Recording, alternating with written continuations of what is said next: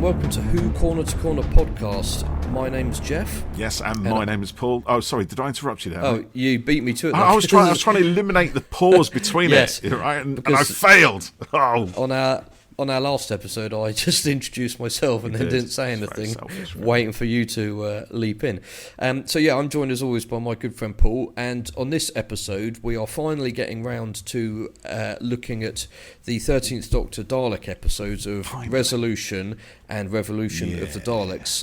We're not looking at either of the Daleks. We've done that. Because we did do that. We've done that, Geoff. We've done it already. We've done a whole episode on that one. Go into the back catalogue and find that episode if you want to see what we thought of that one. Spoiler alert, we liked it a lot.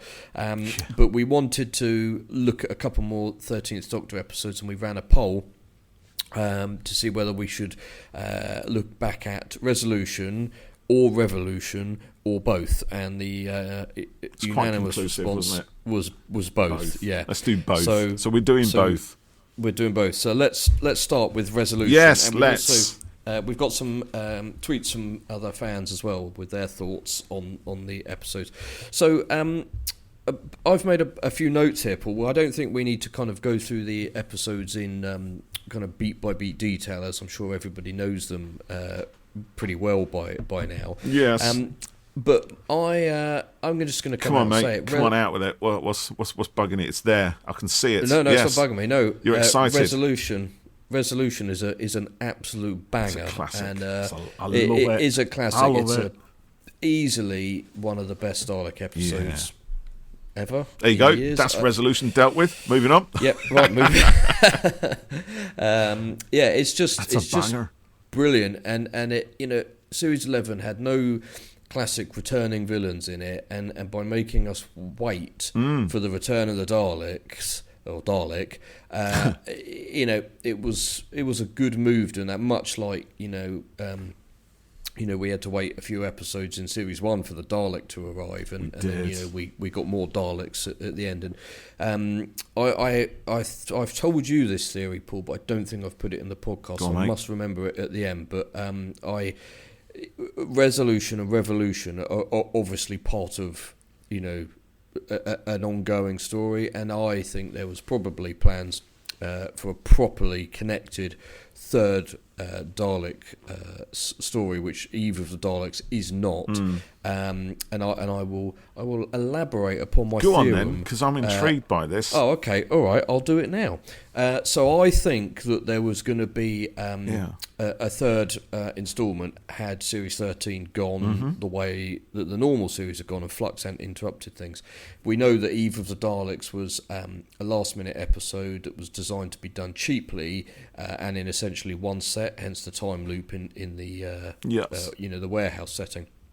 But having watched Power of the Dalek, Power of the Doctor, and the elements of the Dalek storyline in there, I think there might have been Insurrection of the Daleks, where a lone Dalek wanted to betray its race after all this infighting that they'd been having. The two Dalek factions going at war in Revolution, and I think that's what might have happened. There's aspects of that plot in Power of the Doctor, and it was set up in Resolution and Revolution that Jack Robertson would have run for president, and I think that he would have had more. He would have been present in a third part. That's a very interesting theory. I can see where you're coming from there. I think you could well be right. I could be. It'd be interesting to see if Chibnall ever talked more about the production difficulties that they had with what became Flux. Because we know from talking to people that it was supposed to be 8 episodes and it ended up at 6 and things. But obviously Chris Noth, his public persona kind of fell apart and he was never going to come back. So that was probably another factor why what I like to call, with absolutely zero knowledge, but Insurrection of the Daleks didn't speculation. Happen. Yeah, so that's my theory. It's a good theory. It might have gone, you know.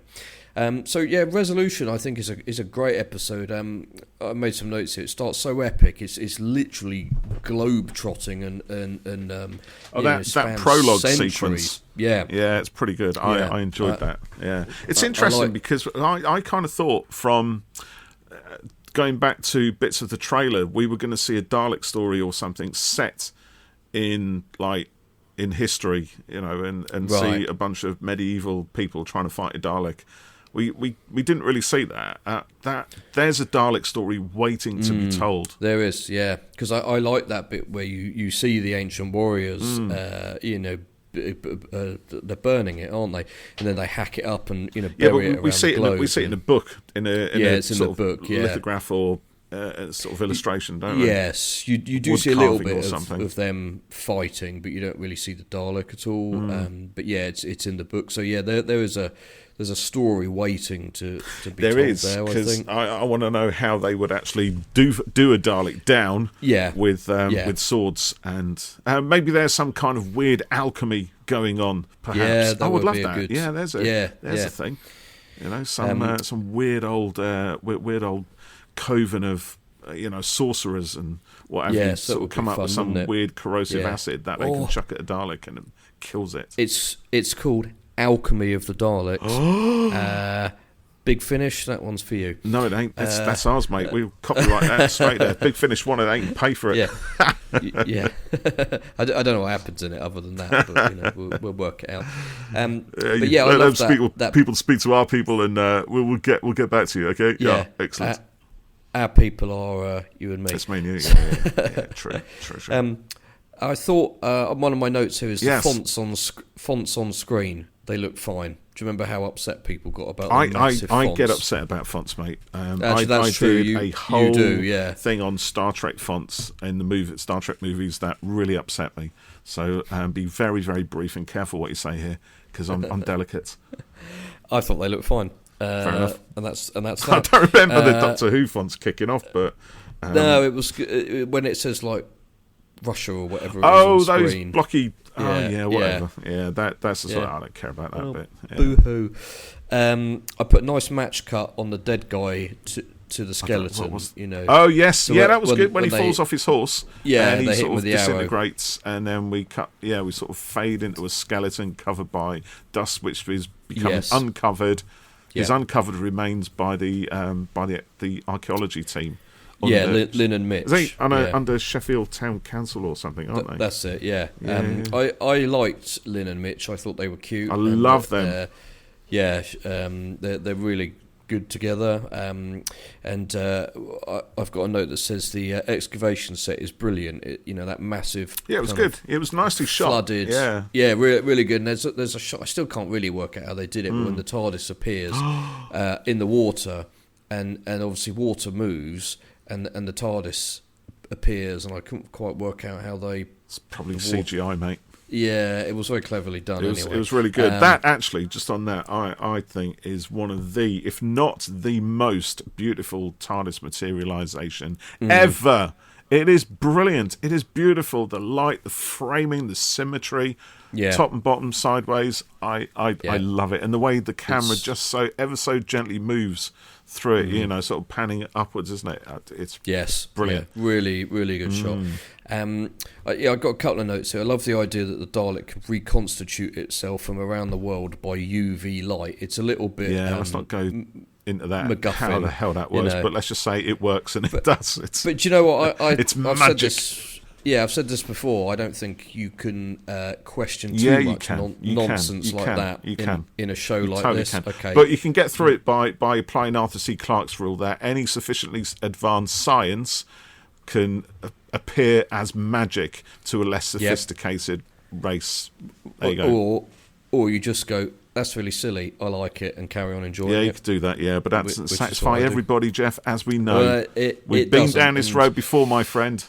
If you want to be enraged about it, by all means. Don't get me wrong, I wouldn't be enraged. No, I don't mean you. Yes. No, you're furious. I am deeply furious about the inaccuracy of the science in Doctor Who. Deeply angry. Whoa, that come through my phones like something very scary. Anger. Uh-oh. I put here the Doctor's hand on Yaz's shoulder when they're watching the fireworks. I got that as well. That's nice little bit there. We are jumping around this episode quite a bit, actually, aren't we? But yes, you're dead right. They are a proper pair in here, actually, as they were in the previous story, the Battle of Ranskorav-Kolos. Because the relationship between them has been set up from the moment they met. It burns slowly throughout the series, and you can, when you go back knowing how it kind of turns out, you can see those little moments, you can spot them. You might not have seen them first time round, or you might have suspected that they were what they became, but never perhaps dared to think that that could be the case. It's wonderfully done. It's so subtle. It is subtle. And when it became apparent, I was like, oh yeah, that makes sense. It didn't come out of nowhere for me, I love the fan watching the fireworks. We don't get many moments in Doctor Who where the Doctor and companion or companions are just taking chilling out. The closest I can think of to an extent is Midnight, where Donna is just lounging by the pool or having a spa the Doctor break. That's it. And while the Doctor Doctor's in fear of his very life. He just wants to go on a bus tour. Hell. And it goes wrong. So the film going on a firework trip is quite nice. Great. It's a nice conceit as well, having the TARDIS kind of visit loads of different firework parties over New Year's Eve in different time zones. I think it's great fun. Just a lovely little moment also there. New Year's Eve is all about time zones, isn't it? When we're watching here, it's like, is it New Zealand get it first, and Australia and those guys, and you kind of and the celebration kind of, it's almost like a firecracker going off in moments around the world until it completes its 24-hour circuit. It's a great thing. I love the idea of that. I had a note that says, I like that the Doctor has an alarm for Earth safety, which goes off. Now that's silly, but it's total 100% Doctor Who. It's love that. Believable for it. That's what sends them to Earth. So, what did you think when you first saw the Dalek out of its case? Oh man, I thought it was awesome. I really did. I mean, you think back over the years, we've seen a lot of Daleks out of their cases, and they all sort of vary ever so slightly. In the very first Dalek story, we see a vestigial claw coming out from under the cape, and over the years we've seen in Sylvester McCoy's story, Remembrance of the Daleks, we had more green pus and more bony sticky out bits, and then in the sort of Russell T Davies, Stephen Moffat eras, we had more of a form. You could see the eye and that sort of octopusy thing, but it never quite. I mean, I liked it. It looked grotesque and something really hideously tragic about it. But the life form, the Dalek out of its shell in Resolution, was pure horror. I mean, I loved it. It had a feeling of reality about it when we saw it splattered on the wall with its little feelers, its little tentacles just throbbing and creeping slightly. And she looks at you, she looks at it, and you go, "Oh no, don't even go anywhere near it. It's too late." As soon as she shines a torch on it, that's the end of it, really, isn't it? But it looks so gross. Great thing. I loved it. It looked $1 million away from what we'd seen previously. I think that's kind of where I was going with that. And I liked seeing them, and you get a bit of it in Revolution as well, where they're outside of the case and they're just as dangerous. Even more so, actually, isn't it? I think in some ways, jumping on Captain Jack and it's proper as well, B-movie horror stuff. And then obviously later in this story, when we see it on the back of. Lynn. Lynn's back. Is that the bit where she's with the police officer? Such a good shot. That's brilliant, and it comes up behind her like some kind of spectral, demonic form. It's beautifully done, brilliant. That to me is using the Dalek in a way that makes it terrifying in a primal sort of way, rather than something that's a little bit tragic or a little bit silly or a little bit of a kind of a schlock horror. It's disgusting. Oh, run away. Ha ha ha. But it looks ridiculous. This thing looked terrifying and powerful. And a lot of that is, it's that combination of how it's presented and how it's acted. And I can't remember who it was playing Lynn, but she is brilliant throughout the whole thing. She's fabulous. She sells it. she's from Ghosts, I think, isn't she? Her name escapes me as well. She used to be in Call the Midwife as well.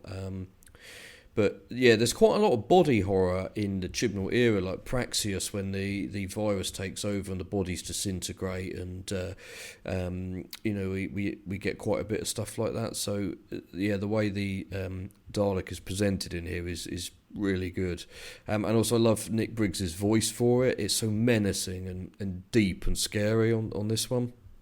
Charlotte Ritchie. That's it, Charlotte Ritchie. Yeah. I've got a note that says, "You broke my chair." Have you? That's interesting. Yeah. I love that when the TARDIS arrives in Graham's front room. Yeah, and it just smashes everything up. The chair. Yeah. What did you think of the stuff with Ryan and his dad? Well, that is massive, because that is the actual story of this thing. Yeah. The Dalek stuff is really great, and obviously central and everything else. But the real heart and soul of this story is Ryan's relationship with his dad, and for me, that, I'm pretty sure, is what gives the show, or this episode, its title, because that's the resolution. They've got a broken relationship. Yeah. We heard about it first in The Woman Who Fell to Earth. We've had a few little nuggets dropped in about Ryan's relationship with his dad, and Graham's relationship with Aaron as well. They clearly don't get on, and when we see Aaron just suddenly poke his head in through the door, it's like, whoa, and the Doctor makes a great thing. Hello, Aaron's dad. Why weren't you at the funeral? Stuff like that, just straight out, bang. No social niceties or anything, just straight in there. She says, he does something later on. She says, "Oh, you're starting to make up for your parenting deficit." That's it. Yeah. Which is something. Great. I mean, and you're right. This episode is about their relationship. I mean, I wrote that the stuff with Ryan and his dad really slows things down, but no, it doesn't. What?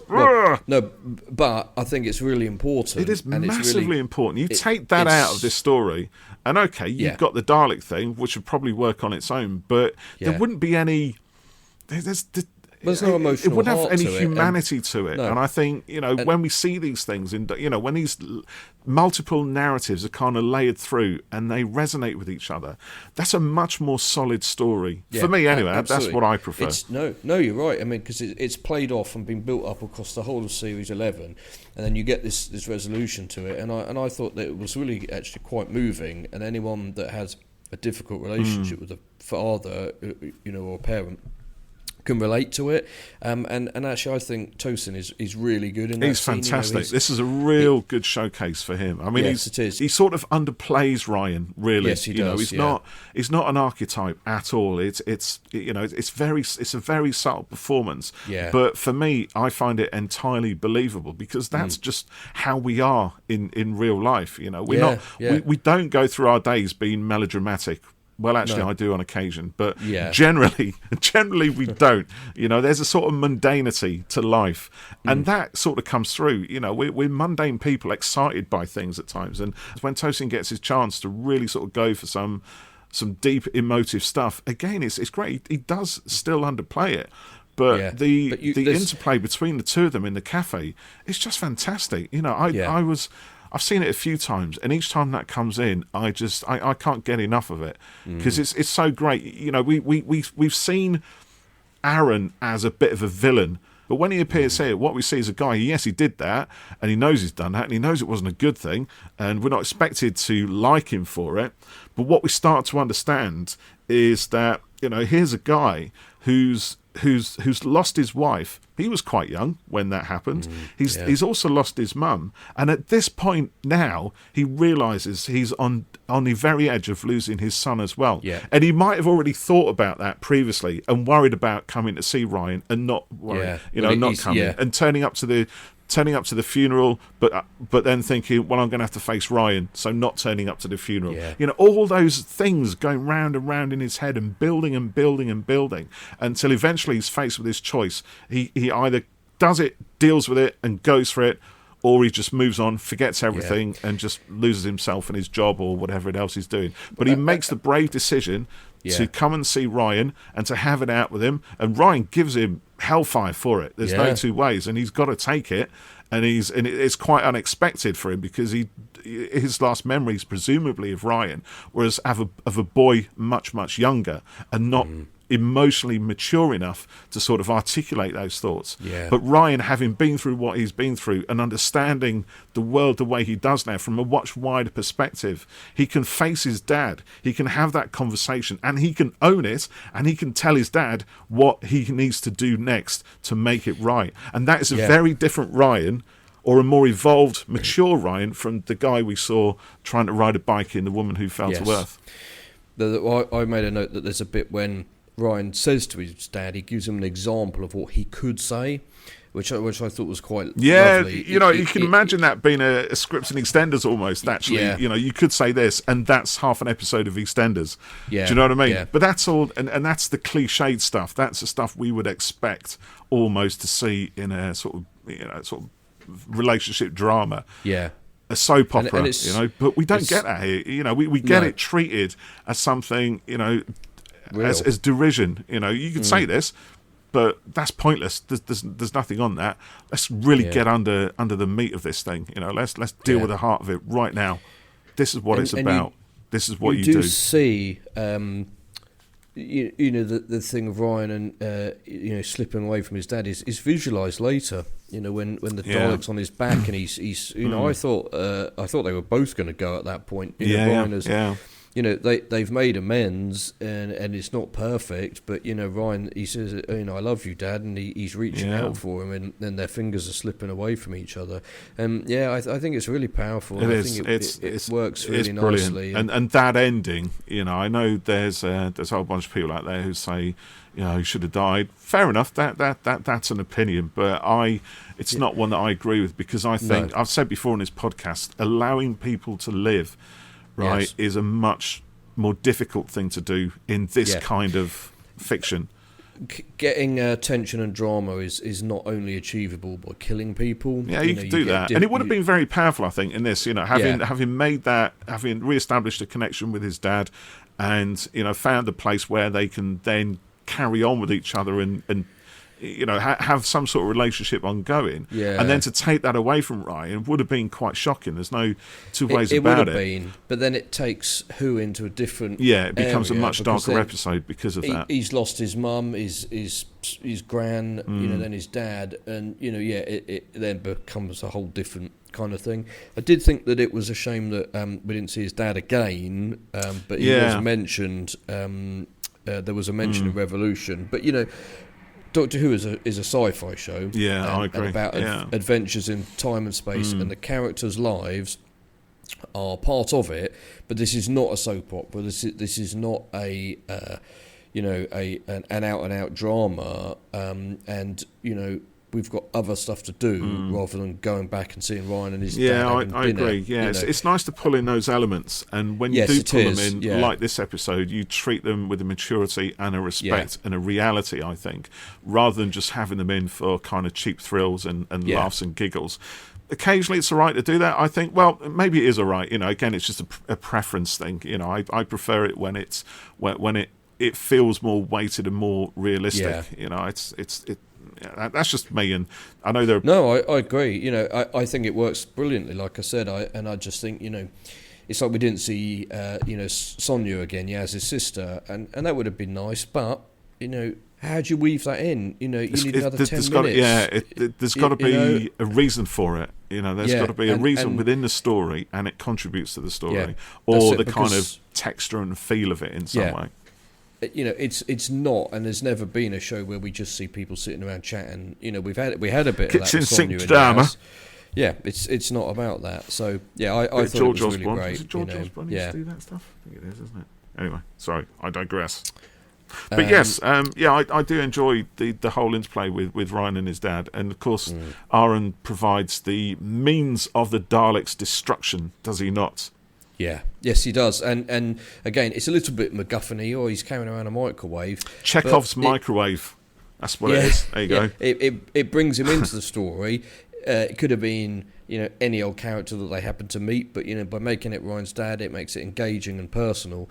And then he's instrumental in saving them at the end, which I think goes some way to building and repairing the relationship with Ryan. His dad isn't just useless like he thinks. He can do a bit more. Let's talk about the Dalek. It's amazing, Geoff. I love the Dalek. It's beautiful. It's not beautiful because it's all scrappy, but I love it, mate. I love it. Well, it's junkyard chic. Junkyard chic, mate. I love that. It's such a lovely thing. It's all gorgeous and it's brilliant. It's beautiful. It is. It's and this one when they revealed it as well. Yeah, when they revealed it, I was like, "Oh, that's a bit saucy." And then they and then it gets upgraded into beast mode in Revolution, and I was like, oh, look at that thing. It's brilliant. You can't mess around with the design of a Dalek, really, can you? But you can have a bit of playful fun with it. I'm always disappointed they didn't keep on with the Paradigm Daleks. They seem to just fade away like an embarrassed aunt or something. Moffat chickened out a bit there. Yeah, I think so. They did get a lot of stick, mind, but they did. They were supposed to have, I think, plans for some sort of Dalek culture. They had different job roles, didn't they, per colour and stuff. That was all a bit weird, I suppose, but it would have been interesting, maybe. But I did like the look of them anyway, because they were very similar to the Petty Cushion movie sort of Daleks. But they were, but sort of bulked up a little bit with these big humps on their backs and everything. But the classic design, you can't really get away from. But this one doesn't really mess with it. It sort of devolves it in some way, but there's a reason for that within the story. There's there are limited resources available to this thing, and it's been damaged. It's spent centuries in three pieces over the world, and this is almost like a Giacometti kind of figure where everything is sort of pared down almost to the skeleton, like. You know what I mean? It's like a half remembered Dalek form. You remember that there's a dome. You remember there's a skirt with balls on it. You remember there are guns, but the actual details aren't quite there. Yeah, it's a bit sketchy. I like it. It makes it for me more horrific and more sort of powerful in a way, or dangerous, because you don't know what it's going to do. This thing is a little bit twisted, and Daleks are generally quite twisted anyway. But this thing is on another level. Yeah, I think the design on it's great, and also I like that the Dalek makes its own casing. Yes, much like 13 makes. Yeah, it's almost Sonic, shot for shot, isn't it? That sequence. And I love the scene with when the Doctor encounters the Dalek. She sort of takes the piss out of it, and but it's still scared of her. It literally backs away when it scans her and realises who she is. Yeah, that's pure sort of Russell T Davies, I think, isn't it? When it does that, or I'm sure the Dalek did that with the 10th Doctor or the 11th. Actually, Stephen Moffat perhaps, but. It did do it. There is a point when that's happened, that scene where she's up against it in the little warehouse bit is really good. And then it blasts through the ceiling, and then you get that awesome sequence where it just wipes out that army, takes on the army. Yeah, that's all good. And you just kind of know immediately. Yep, this thing is really dangerous, and it's just on its own. It's just that one of them. I like the way it's kind of pulling beats from Dalek in Series 1 as well, for the same reason. Yeah. It's re-establishing this thing as a terrifying force that is difficult to defeat. Yeah, it's just doing it for perhaps a new audience who at this point in time didn't know what a Dalek was, other than it's the name of it. I think it's. I love the junkyard Dalek. I have the Funko Pop model of it. Of course you do. I do, yeah. They never did the shiny black Resolution one, which was a shame. Oh, that's a shame. Revolution one, which was a shame. I just want to point out here, actually, because I'm just looking through my notes, and there's the thing I want to say here. When I've got when the Doctor scans the dead farmer, so when they're sort of chasing a Dalek, just as it's kind of putting itself together. And she sort of bends down and she's feeling the body, and it's like, I just want her to say massive internal displacement at that. She doesn't say it's not in the script. I wish it was. That's because that's a line from Remembrance of the Daleks when the 7th Doctor, massive internal displacement. Is that bad? Dalek. You know, that sort of thing. It's great fun. I love all that. That would have been cool. But it didn't happen. But that's okay. I can live with it. And I have to say as well, actually, we can't let this episode go by without talking about Segan Akinola's brilliant score. Oh yeah, my the Dalek goodness. theme is so good. It's really menacing. Really good. And, the guitars, the rock music, everything. The echoes from the woman who fell to earth, the Doctor's theme, Ryan and his dad, the score at the end. Oh, it's just brilliant. It's really good. Really good. I also made a note. Do you remember when people thought GCHQ was made up? They did not, did they? They did, They did not. Nobody thinks that. It went out, and people were like, "Oh, they've made up GCHQ. What a rubbish name!" No, and then the next, Geoff, you're making it up. No, I'm not. And then because the next day, GCHQ tweeted. They did. They tweeted. I remember We've got that. rid of the Dalek or something, and people were like, "Oh, GCHQ is actually it's real." actually a real thing. Yeah, in Gloucester. So that was quite funny. I was there when they were building it. Actually. Oh, really? Yeah. So quite a big building, isn't it? It is massive. So I thought the Dalek looked great in it, and then I really liked the little sort of showdown they have, in GCHQ with it. The Doctor says, does a little speech, and she, Earth is protected, and then she does that slide across the floor as everything's blowing up. And later she says, "That was one of my best slides." My best slides, that. Yeah, it's great. They melt it, don't they? And they do, using the microwave, the magnetron presumably, and everything else with a bit of souped up Doctor Who gizmo improvisation. A lash up, I believe they call it. Yeah, and then of course it jumps on his dad, doesn't it? It's come out of his case. And we get that climax bit where Ryan hauls him in and literally clinging onto his dad as this supernova is literally tearing everything from inside. That's brilliant. Oh, and actually, I just remembered because we talked a little bit about the end bit there with Stab, but there's a shot early on when Mitch gets into the TARDIS. And you see the the light. Yes, the I've got that in my notes too, Geoff. Yeah. See? Such a nice little touch. It is brilliant. Yeah, it is. Yeah, because we see Mitch coming in behind him before the door's shut. It's Sheffield. The door's shut, and suddenly we just get that shift of the time vortex behind the windows. It's great. Yeah, really nice. And I always like the way that TARDIS is. You go in and there's sort of the box shape, and then the interior kind of grows off from it. Yeah, maybe. I don't know. I'm in two minds about that in a way, actually. Right. Since you brought it up, Geoff, but I like the idea that it's the TARDIS is in the box, so we don't go through the box and then into the TARDIS. The TARDIS is in the box. You kind of think of it as a bit of a lobby, I suppose, a little passageway. Yeah. But I like the doors that open straight out into the world. But you didn't get that in Classic Who. They had those. There was a sort of intermediate bit, wasn't there? Jagged doors that opened and then they went out. But yeah, I liked it. I thought it was quite a nice sort of touch. So moving on to Revolution. Revolution. You see, I like how it. Revolution. Oh, they should have put that in there. Yeah. I like how it carries on immediately. After Resolution. Yeah, it picks up right after Resolution. Yeah. And it has a Star Wars piss take when it says a long, long time ago. Yeah. 2019. That's good fun. So that's why this is literally the sequel to it. It starts immediately. Things are happening with that melted Dalek whilst we're then still with the Doctor and everything at the end of Resolution. Then there's obviously a time jump with it, and they've built the defence drones and stuff like that. So that's why I think that there would have been a full-on third part to this. There's a nice continuity, isn't there?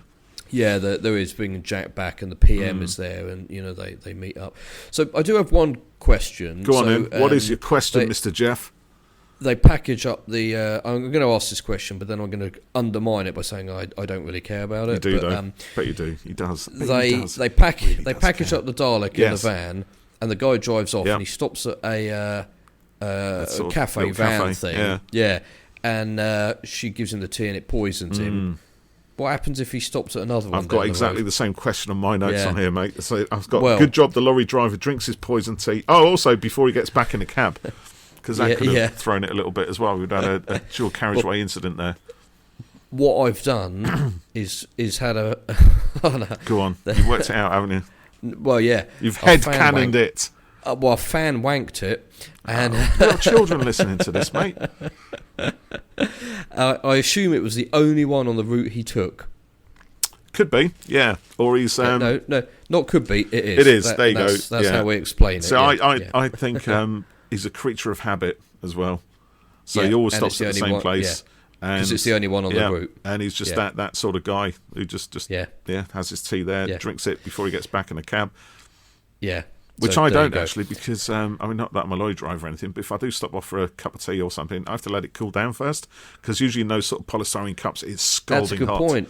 You know? Well, maybe it wasn't poisoned. It was just so hot, like literally melted his insides actually, and he died. It's not in drink, it's on the cup. There you go. Yeah, it could be. Yeah, that's what it is. Yeah, there you go. He touched, because she had gloves on, didn't she? Yeah, plot point resolved. Moving Sorted. So this is where the Doctor's in jail, isn't it? And in space prison. Space jail. Yeah.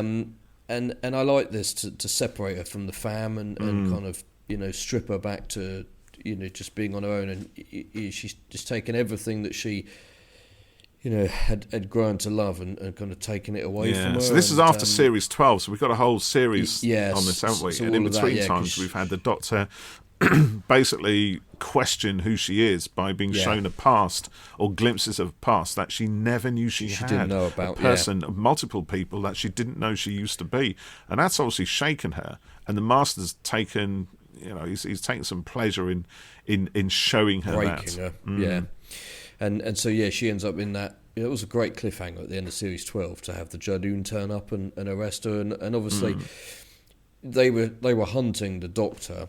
And I think there was a bit of timey stuff going on. Timey stuff. And they were looking for the fugitive version of the Doctor, and ended up finding 13. And imprisoning her. And you know, you never find out why she was in prison. And I think, you know, the fugitive Doctor was obviously a bit kind of rebellious and trigger happy, etc., etc. And I'm guessing, you know, it was stuff to do with that, and you know, the Doctor has probably been perceived as having committed, you know, crimes and atrocities. I think they do rattle off a list of grievances. Oh, do they? I think so. I don't remember correct me that. If I'm wrong, so, but I think it's I might be sort of blink and you miss it kind of thing, though. Right, but I love that, you know, despite having been in that cell, you know, for ages, she hasn't given up hope, and you know, she is deflated, but there's still that optimism, you know, there. She kind of normalises the mundanity of things, doesn't she? You know, so finds a way to accommodate. You know, even saying hello to the cameras and having little nicknames for people. Yeah, that's I wrote. I love the monster cameos, and you know, she gives them little nicknames and stuff, doesn't she? So it's a really sort of you know, downbeat sequence, and but quite. There's a bit of fun there as well, isn't there? Yeah, there is. Yeah, no, I'm not saying that the downbeats. Yeah, I know what you mean. Suddenly, she's in a bad place, but she's getting through it. It suddenly reminds me a little bit of Avengers Endgame, which has, you know, 45 minutes of kind of misery at the start. You know, that's pretty dark. But it's so important because it works so well, and it makes the saving of everything, you know, so much better because of, you know, where they've come from. So we have the return of another Jack here, and you know, regardless of feelings towards the actor that people might have, the at the time, his return, I thought was well, it was obviously a secret in Fugitive of Jadoon, wasn't it? And that was great, and seeing him back here was, you know, it was a lot of fun. You know, I'll be honest, and I love that whole you know, the breakout sequence. You know, he's got the ball thing that he puts around him, and they run out, and again the mid-seconds music there is really exciting. It's quite smart. Yeah. It's a good bit of fun there to get out. So we then catch up with the fam, don't we? We do, and, yeah. Yaz has been busy for the last 12 months. She hasn't given up. No, to use the word obsessed is putting it lightly. I love the fact that they've got their own little TARDIS disguised as their sort of detached house in a new modern housing estate. I wonder why. And it makes little TARDIS noises when the door opens and. Yeah. Sorry, mate. What are you saying? I wonder why no one noticed a house turning up on the perception filters. There you go. Yeah, there you go. Fan wanker. I love the she's sleeping in that TARDIS and got the notes everywhere, and maybe in years to come we'll get the story of Yaz from Big Finish. Like they did the Martha stories about her travelling the globe for a year. About who knows the Doctor. So yeah, you never know. I've also although 12 months just sitting in the TARDIS is probably not very interesting. Sorry, I just can resist that. That's not my job to make it interesting. I've also written here, Leo is a nutter. He's a bit of an idiot, I think, really. Yeah, I found a bit of Dalek, and I thought, I'll do some experiments. I've been doing a clone batch of Daleks, you think, mate, what have you done? It immediately, I cloned it, and it immediately understood our systems. And Robertson grabs him by the ear, you idiot! And all that. It was like, you naughty boy. It's a bit abusive the way Jack Robertson treats people, but he's not like undeserved. In this instance. No, well, he's been an idiot, and Jack is like that in Arachnid. Yeah, he's that sort of obnoxious kind of bloke, really. Yeah, he sacks their mum and stuff. Yeah, I've got a note here that says, so the TARDIS waking up is such nice lighting, and I love the way it's kind of alive. So when the Doctor gets back in, it's lovely, and she's talking to it, and then it slowly powers up. It's a bit like at the end of the Timeless Children. She goes back to the TARDIS and stands outside it for a moment. She puts her hand on it, and the windows glow. Such a little thing. It's almost very lost responsive, out isn't it? The sort of sounds and lights, and again, quite subtle. Mostly subtle. Yes. This one is probably one of the least subtle moments, but it's beautifully done. Yeah, this is finally my quite film. obvious, but. Yeah, but it's a lovely moment. So I also put the table scene is really magic. I love the way Mandip's reaction. So when this when the fam are in the house and they've got all their notes out, sort of looking at all this weird stuff going on. And Ryan and Graham are kind of like, she's gone. We need to kind of move on, or you need to move on from this. And then you hear that faint wheezing noise, just and then building ever so slowly. The wind blows, and the paper stops flying, and Mandip has such a great reaction to it, and then you get those shots where they've all got the lens flare going on, and it's beautiful. The music is great, and then the Doctor comes out and she's like, "Hello, fam," and then shoves her, and immediately that's broken, and I'm a bit thinking, bloody hell, what's going on there? It's a bit strong, yeah, it is quite strong, and it shows how important the Doctor is to Yaz, and even there it may be unspoken, but there's a connection and a bond, and the Doctor says, how long was I gone? And they're like, 10 months or a year or whatever it is, and then Jack goes, awkward. Which kind of undermines it a little bit. But I see, whereas with Resolution I put most beautiful TARDIS materialisation ever, on this one I put the most joyous TARDIS landing ever. It really is. When I was watching it, I really felt the kind of joy of the Doctor returning into their lives and everything else. And I thought what's especially nice about that, in a way, is that the Doctor doesn't tell them how long she's been out of action, and what she's had to endure in prison. She just makes light of it. I've been in space jail. Like, it's a kind of a holiday, and actually no one asks her really either. No. So that's a sort of. I think, again, people are often quite selfish sometimes, and the Doctor allows them to be that. She doesn't make a big thing of like, well, hold on a minute, I've been in jail for 25 years or whatever it was. It just shows you how much they mean to her, that her own pain and difficulties, like, it takes her a while to explain about the Timeless Children stuff, and even to tell them that she's a Time Lord back in Series 11, and I think she... internalises a lot of that, to save them from the pain of it, I think, really. But obviously Yaz wants to know, wants to listen and to help her, with it. So yeah, it's interesting. She downplays it all, didn't she? And she thought it was just a couple of days or something, didn't she? Yeah, that's it. For them, for her it was a year, was it? I think it is best part. I think it is 10 months, isn't it? Yeah, in human time, and for her it might have been longer because of how time moves. Wherever she. For the Doctor, it's decades, isn't it? I think it is like 20, 25 years. Because Jack says he got a cell next to her, and he's been in there working away at it for 20 years or something. Yes, that's right. So she's in there a long time. A long time. Yeah. So there's a bit of Thasmin chat with Yaz and Jack a bit later. There is. Go to Tokyo, and it's a really nice scene, and Mandip is fantastic in it, and really so is he who must not be named. They play it really nicely together. And, she would rather not have met the Doctor, as it's worse without, and that joy is worth the pain. And he says, "Will you leave or will she leave?" And I wonder if this was planning ahead towards the end, and it was sort of. It ended up being a kind of mutual leave, I suppose. Well, it was more so the Doctor leaving because she couldn't stay, could she? She had to go, with the regen and stuff, and it was quite heartbreaking, really. It was, yeah. Oh, yeah. So I had a note that says I like the way Yaz is unimpressed by Captain Jack's door zapper thing. She says, "You overcompensating or something." Yeah. And then he looks really crestfallen at that. So he does. He does need the congratulations, the pats on the shoulder, the sort of affirmation. He does, doesn't he? Yeah, he's quite needy for that.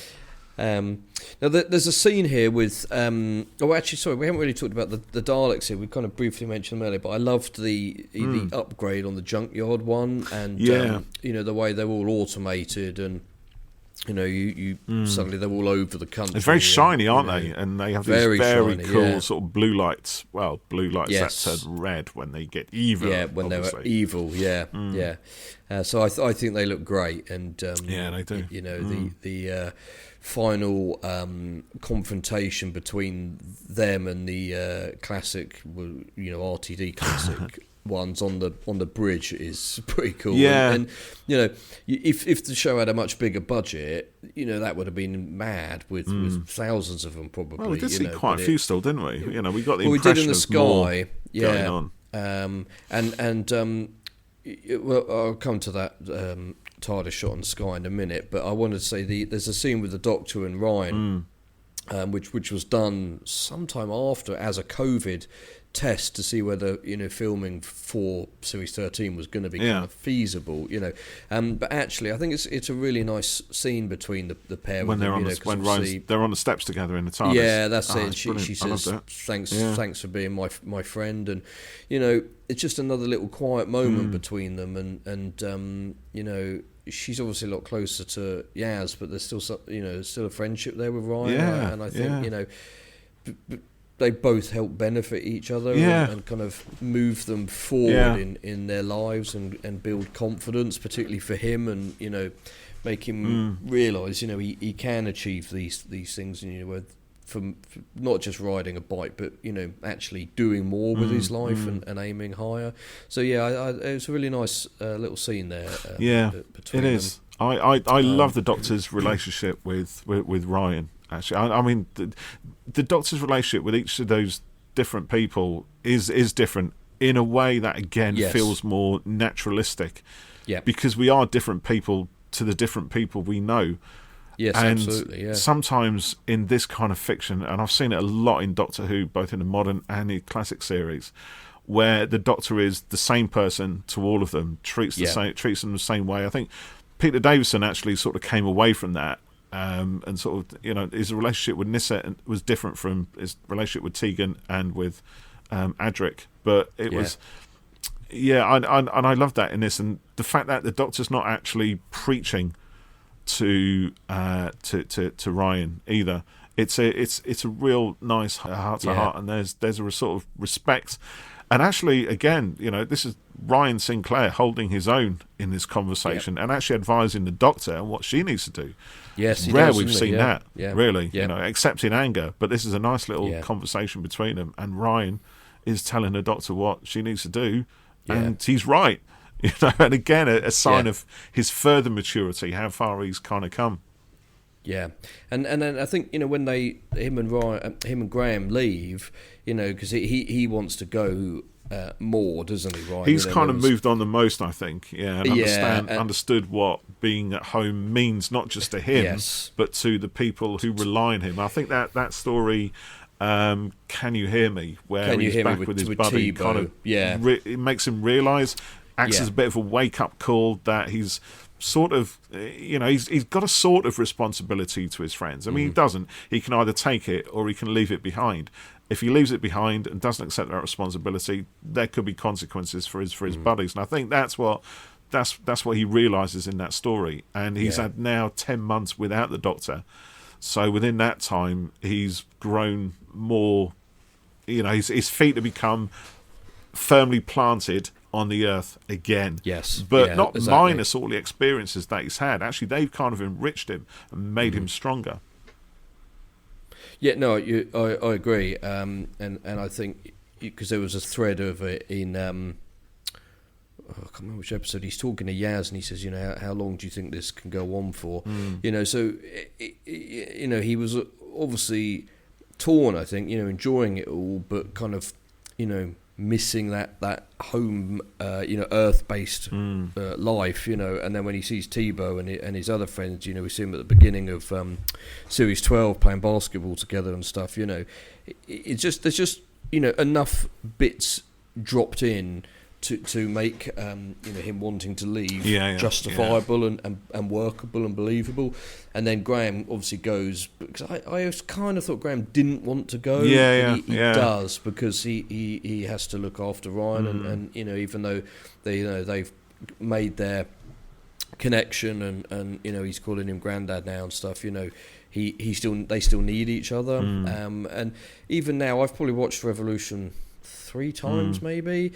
When the fam hug there at the end, it gets me every time. Yeah, it is actually, isn't it? It's quite heartbreaking. I remember people saying, they were annoyed. There's no hug between the Doctor and any of the companions, and particularly Yaz. And actually, for me, withholding it to that moment when Graham and Ryan left makes it more powerful, because it means more. Yeah, it's that union of all of them is never going to be there again, and that's what they're kind of celebrating and sort of holding on to. I think the fam, it's bigger than the fam, 4 of us. Yeah, and you get that beautiful shot looking up at them as they're all arms around each other, and then the Doctor says to Yaz, "Are you staying?" And she says, "Yeah, well, I wouldn't miss it or something." And she goes, "Oh yes, Yaz." And then I just managed to hold on to one. Yeah, and people who think that Thasmin isn't a thing, it's right there. And then she says that beautiful line: 2 hearts, one happy, one sad. And I think it actually has become so applicable across so many things with life in general. It's become a sort of meme for the 13th Doctor in a way, hasn't it? Yeah, it has really. She's regenerating. Well, one heart is sad because it's ending, and she's going. Another heart is happy because there's a future to come. But it was quite. Can't think of the word, but it was a lovely, beautiful, Geoff. It was lovely, beautiful. Yeah. So overall, well, not overall. I think these are both just cracking episodes, really. Do you prefer one to the other? Hugely. Possibly Resolution a little bit more, because I liked the way the Dalek was introduced in it, and 13's first meeting with Dalek and stuff. But no, I think they're both brilliant. Yeah. What about you? Me, probably the same as you. Actually, I do prefer Resolution to Revolution. I think I like the first half of Revolution more than I enjoy the second part of it. Yeah. And whilst I really, really like the end of the fam, I'm not massively keen on the bit I think you're going to talk about next. What's that, do you think? The whole TARDIS collapsing with billions of Daleks shooting inside it. Yeah.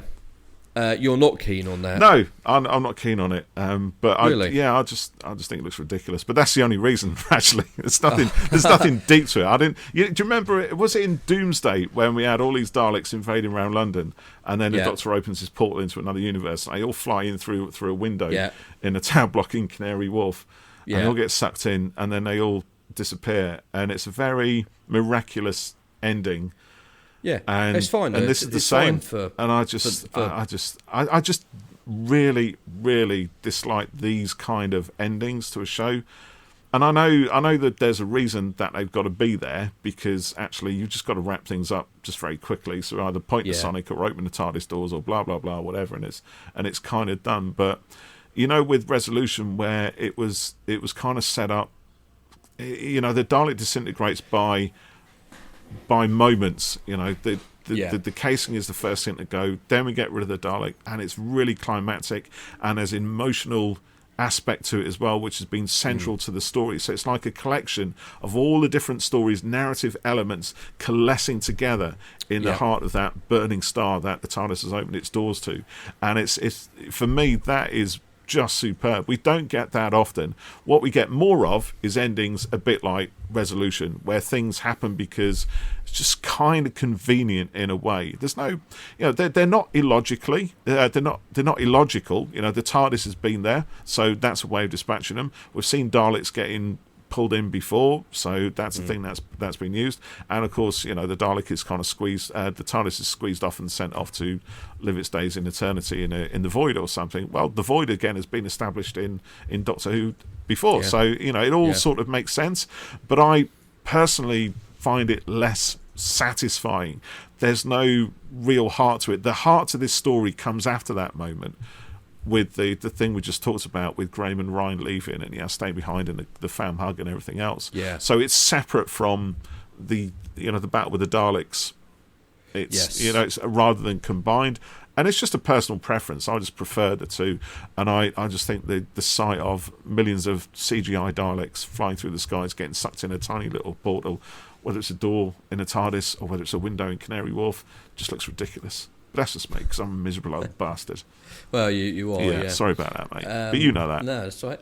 It didn't bother me. I love the shot of 13 sticking her head out the TARDIS. Oh yeah, I love that shot. That's fun. Yes, we'll do that. That was good. It's just the actual Daleks going. Yeah, that's. I like that she outsmarted. At least I suppose in Doomsday they were kind of sucked in, weren't they, by dimensional energies. Yes. I would have thought there'd be a lot more destruction than that, but they all seem to come through the window pretty well, as far as memory says. Maybe there's a bit of glass breakage, but in this one they're all literally flying in to the TARDIS, and none of them kind of realise that they're flying into a trap, or that none of them realise, I'm just going to wait out here a minute, that looks a little bit, I'll wait my turn, that looks a bit ridiculous. They're all just purely, we're relying on the audience to believe that the Daleks are so hell-bent on destroying the Doctor, they will overlook anything obvious, they will fail to apply any kind of decision-making skills, and just fly in there completely blind, which I suppose, given their single-minded hatred of anything that isn't them, is the kind of thing they're likely to do. But for me, it's just a bit of a convenient stretch. Yeah, that's fair enough. Yeah, it didn't bother me. And I also no. It's, some people sort of took issue with the supposed sort of death. Some moral issue with TARDISes. Yeah, I don't care about that particularly. Yeah, no, I mean, okay, what's supposed to happen? You got a whole ton of death-dealing, dangerous Daleks that the Doctor's got to stop. There could have been a much more convoluted resolution to it, but the episode's only got a certain amount of time left. And that's why these things happen, isn't it? That's why we've got to have these sort of conveniences in the show. Yeah, and also it ties up, that there's been a TARDIS / house, knocking around from the end of the Timeless Child. So, sometimes the Doctor has to make difficult decisions, and the 10th Doctor burning the Rachnos babies and stuff like that. What's he meant to do? Let them just run free? Stuff, this sort of thing. Yeah, I didn't like that either. Well, that's fair enough. Actually, no, tell a lie. I did like the way Donna Noble picked him up on that, because that was used to give that moment a meaning. It really did. Yeah, it's the question of what can happen when the Doctor is on their own. Yeah, exactly. So I didn't. I wasn't bothered. That's about right. It That's fair enough, mate. Way. We can agree to disagree on this. Yeah. Again, it's just personal preference, really, isn't it? What you like and what you dislike. It doesn't mean it's. To be fair, there's. I mean, I always prefer the smaller scale stories than the larger scale generally, because the smaller scale stories, not always, but they tend to be. I just tend to find them more satisfying. They tend to be better crafted in certain ways. Whereas sometimes the big epic stuff in Doctor Who is all about the epic scale of it. And when it's all... We know it's CGI, we know it's special effects and all of that. And that's great, I think, when you're a kid watching these. But, for me, as a very cynical adult who's seen this thing, so many times, it doesn't make me feel as excited, but that's just because I'm getting on a bit in life. If I was 10, 12 years old, 14 years old, and I was watching this, I'd think it was awesome, more than likely, and I would want my future Doctor Who to be like that. When I think back on it, I think back and I remember when millions of Daleks were flying through the TARDIS when I was 12 years old. We don't get that anymore, so but it's just me being a different person to how I was when I was a kid watching these things, Yeah, but that's it. The show obviously has to appeal to. It does, a large but that's what's audience, great about it, isn't it? Because it can be, it can be that big, epic, very shallow in some respects, cosmic apocalypse where we see just this planet's being destroyed regardless. We love all that kind of stuff. It's great fun. It's good old, popcorn sci-fi fantasy. And I like that, but I prefer the smaller scale stuff where the dramas are more intense and where, you mentioned the episode Midnight, which is a really good example of that. Everything just happens in a bus and it's just about people, and we don't see any monsters apart from what is verbalized. So, and again, it's just preference. If I was 12 years old watching that, I'd probably think it was boring as hell. So, it's but that's what's great about Doctor Who, the fact it can tell all these different stories. It can present us all these things and still do it with style. It's an excitement and verve, and at least one kid is going to be so impressed and inspired by this that it will change their lives. They'll go on to become writers, actors, producers, directors, or somebody who wants to change the world, even because of what they saw. And I'm never ever gonna hoist myself high enough on a plinth to say this is what Doctor Who should not do. It's just that, just on a personal level, I didn't find it as satisfying. Well, no, that's fine. That's a little bit like Stan Lee, who used to say that every Marvel comic could be someone's first. Yeah, exactly. And it needs to do certain things to hook them in, and this episode, if someone happened to catch it, it's a bit like when we talked to Dom the other day. She said she caught Idiot's Lantern on TV. And it was the bit with Rose without a face, and that caught which actually is again is a story that often comes in for criticism, right? Because of whatever reasons in the story structure and the characterization and blah blah blah blah blah. All the things you look at it as a kind of cynical adult. And actually, from her perspective, how old did she say? She was like 9 years old or something like that. Yeah. And she was just weirded out by the fact of people with no face watching TV. Yeah. So it's easy, I think, to forget that those little moments, which might be silly, ridiculous, or whatever, they mean a lot to a kid. Me watching the brain of Morbius flop onto the floor in some green goo. Ridiculous, really. Doesn't really impact the story and actually grosses it out somewhat. But for me as a kid, that made me stop and think, oh my God, this is something on telly that's, shocking the life out of me. It makes me remember it, doesn't it? Yeah. Right, I'd like to go to some comments. We've been getting a few in. So Tony Filer, who's at Filer Writes, says... So we posed the question, which is your favourite of the three 13th Doctor Dalek adventures? He says, I'm going to go with Revolution for the follow-up factor, the cynical use of the Daleks by British politicians. We didn't talk about that, did we? That's no, we didn't. No. He says it's not only satirical, but a nice throwback to the power of the Daleks, where stupid humans thought they could manipulate the Daleks. The Ginger Doctor who's the same username, says, I love Eve for the timey-wimey fun. Love Resolution for the sheer evil of the Dalek.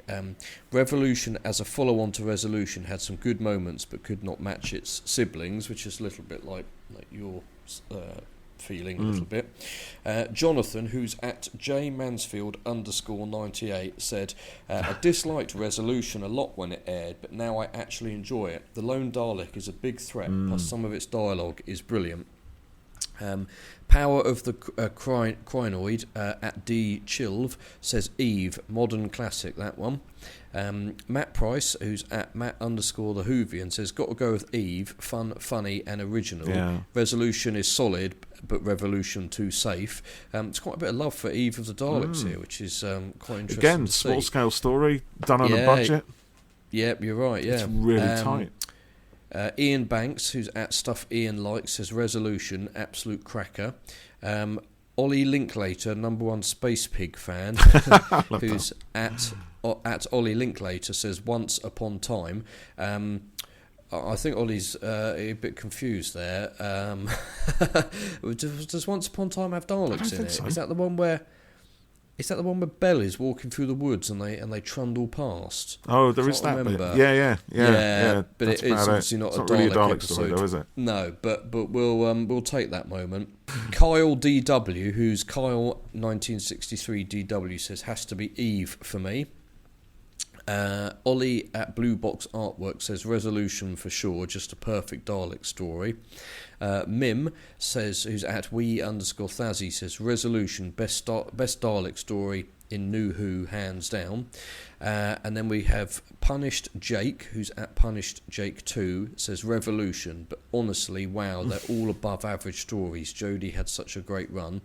And then I think that was all of them. Yeah, so good selection of tweets and comments from people there. So quite a broad love for. I think it's probably from that I would take that sample as representative of the whole fandom, and say I think people like all of them, but there's probably equal degrees of. I know what you mean. Yes. For each specific one. Yeah. So yeah, which is great, isn't it? And actually, they're three very different Dalek stories. They are as well, really, aren't they? Yeah. But maybe one day we'll find out more about Insurrection of the Daleks, and if that isn't what the plan was, that's another idea Big Finish can buy off of me. Hey, he's talking. Yeah. I've corporatised Geoff. Yeah. So that's my boy. Been great going back to these Dalek episodes and rewatching. Yeah, it's been a lot of fun. I think we should probably put out another poll soon and get people's. We should pick some episodes that we might like to have another look at and get people's votes on them. Yes, yeah, that's a good idea actually, because as we said in our previous podcast, whichever, in a previous podcast, we've got 12 months now where we're going to be. Yeah. There's no new Doctor Who story, so we are more than happy to explore some different content and invite a bit more audience participation. Yes, let us know what ideas you might have, and anything. Not that we don't have ideas, obviously. We do. I have at least one, so that's good. That's a good start. Let us know anything that you'd like us to, listen to, read, watch, and then review, or maybe play. There's games, or anything that you might want to get involved on for a podcast with us as well. So do. We do often have slots for other fans to jump in. We do, yeah, absolutely. So that would be good, yeah. So as always, thank you for listening, and we will see you again soon on Who Corner to Corner. See you next time. Thank you for listening.